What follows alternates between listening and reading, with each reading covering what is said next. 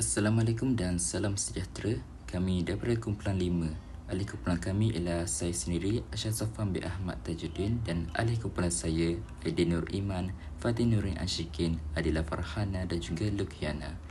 Dalam video ini, kami akan menerangkan tentang masalah literasi murid tahun 2 serta strategi untuk menarik minat membaca melalui penggunaan bahan pengajaran yang sesuai. Pada peringkat ini, masih terdapat murid yang kurang berminat membaca kerana bahan bacaan yang digunakan kurang menarik atau tidak sesuai dengan tahap mereka.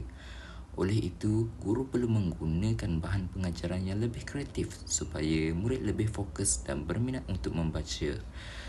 Bahan pertama ialah bahan grafik, contohnya seperti buku cerita bergambar atau komik. Melalui bahan ini, murid boleh membaca dialog secara bergilir-gilir berdasarkan gambar yang ditunjukkan oleh guru. Gambar yang menarik membantu murid memahami jalan cerita dengan lebih mudah walaupun mereka masih lemah dalam membaca.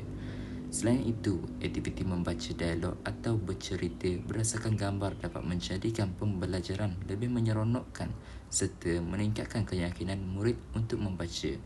Bahan kedua adalah bahan digital, seperti video atau buku digital. Dalam aktiviti pengajaran, guru boleh menayangkan video cerita terlebih dahulu sebelum murid membaca teks bersama-sama.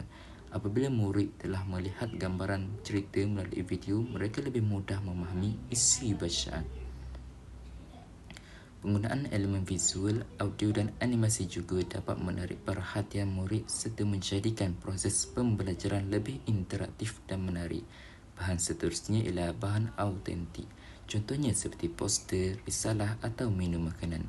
Melalui bahan ini, murid membaca maklumat yang biasa digunakan dalam kehidupan seharian. Sebagai contoh, murid boleh membaca nama makanan atau harga yang terdapat pada menu. Penggunaan bahan grafik digital atau autentik memberikan beberapa kelebihan.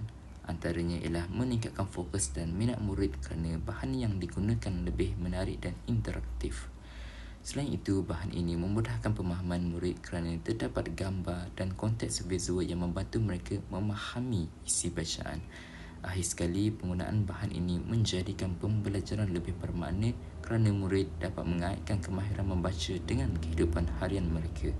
Kesimpulannya, pemilihan bahan pengajaran yang sesuai sangat penting untuk membantu meningkatkan literasi membaca murid tahun 2. Dengan menggunakan bahan grafik, bahan digital dan bahan autentik, guru dapat menjadikan proses pembelajaran lebih menarik dan berkesan serta menyeronokkan.